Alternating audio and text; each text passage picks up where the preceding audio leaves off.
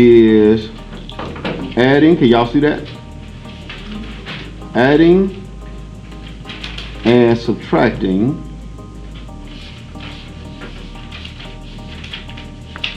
like fractions.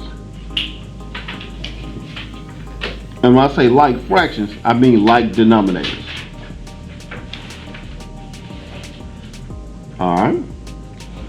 Think about it like money.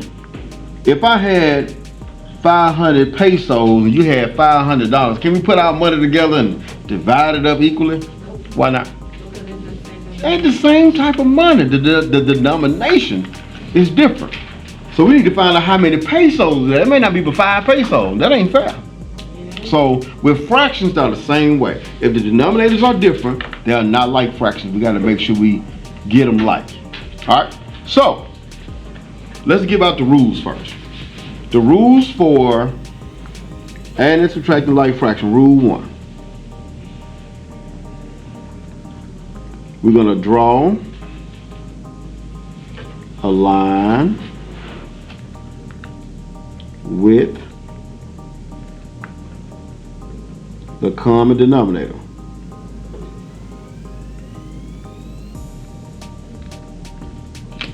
Ooh, I was about to mess up with that pen. It's not for this. You are. Alright? So draw a line with a common denominator. Rule 2. Add or subtract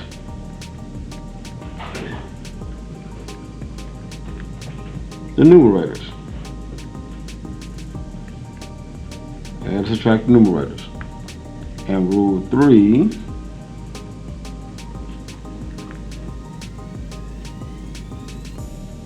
reduce. Alright, you use those rules for reducing that we learned on the first day of fractions. Let's do it. Let's do it. Just 3 rules. Now, with adding and subtracting like fractions, we want to make sure that we change everything to fractions. So we're going to say must be fractions. Now, there's more than one way to do this. Must be fractions. All right? Must be fractions. Okay. Let me get a good one. Yeah. Yeah, this one will work. Let's do it. Okay. Our first problem is real simple.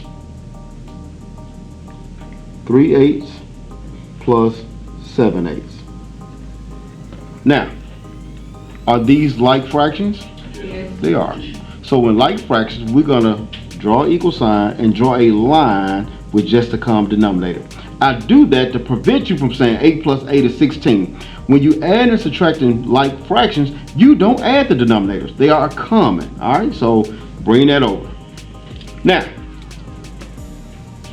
add or subtract the numerators. We got a 3 plus 7, which is what? 11 over 8. Oh, I'm sorry, 10. 10, I'm sorry. 10 over 8 is our fraction.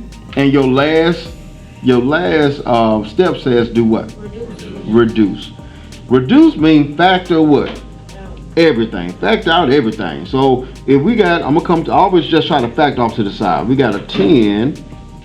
10 is even, so 2 is one of the legs. 2 times what to give you 10? 2 times 5, alright? And alright, we in there? We in there? Alright. And then we got 8. We'll put it over here. 8 is 2 and 4. But if you look on your timetable chart, 4 is not circled, right? So we can break down 4. So 4 breaks down to 2 times 2. I want you to start memorizing that 8 is 3 2s. So time you see it, 8, 2 times 2 times 2. Get that out the way. Alright, so now we come over here. 10 is a 2 and a 5. 8 is 3 2s. All right. Now, reducing said that you're not done. You got to do what? Got to divide out, right? Or cancel out what's in common. What's in common? So 1, 2 will cancel out another 2. And they change that. When you cancel out, change to a 1, right? What's that? 5 over what? 4. All right, 5 over 4. That's why I want you to practice. It's sexy when we're doing it together. It ain't that sexy when you by yourself. You get real funny looking when you by yourself. That's why I say practice with me. Then practice by yourself. Your first time being by yourself should not be on the test. That's why I give it to you. Be quiet, just see what you know. You know. Sometimes we're like, yeah, we got it. You might not have it. Let's do it again. So these are simple. So we're gonna do the simple first. Let's do one more. Let's do I got a good one. Yeah, we're gonna do that next. Here we go. Let's try.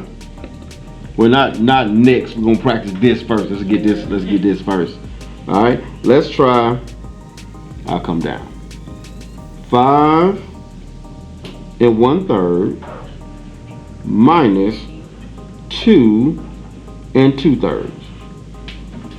So just like everything that we've done, we don't like the mixed numbers. We want to make everything a fraction. Because you're going to learn that somebody's going to say, why you just don't subtract 5 and 2? And get, okay, so 5 and 2 is cool. But then you got the issue where 1 is not larger than this 2. So you're going to get a negative. It gets weird. There's a way you can do it, but the straightforward method I'm showing you is just change everything to a fraction. How we change 5 1/3 to a fraction? So we multiply these two, 5 times 3, and we add that 1, and how much is that? 16 over 3, because it still got to be a fraction. All right? How we change this to? That's a dot mean multiply. 2 times 3 is 6, plus 2 more is what? 8, and it's going to be 8 over what? 8 over 3, and we minusing this time. All right? So here we go. They got the same denominator, so rule 1 says you're going to do what? Draw you a line, and the common denominator, what's the common denominator? Of 3. And then you just going to subtract these two numerators. 16 minus 8. What's 16 minus 8? 8. Still 8. Now, some people say, well, 3 is prime, so I ain't got to do nothing else. Still check it. 3 is prime, but 8 is not prime. 8 is how many 2s?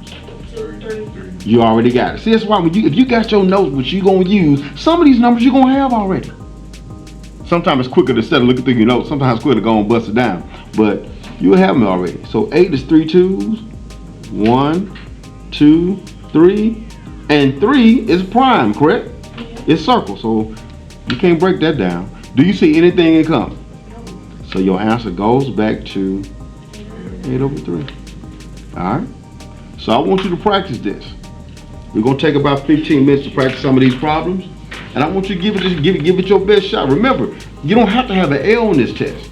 But that's some things you got to know now. Come around and help where I'm needed, talk to each other, all that good stuff.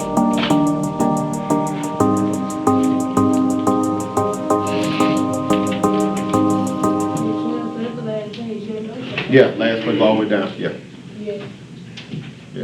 And if your cell phone dead,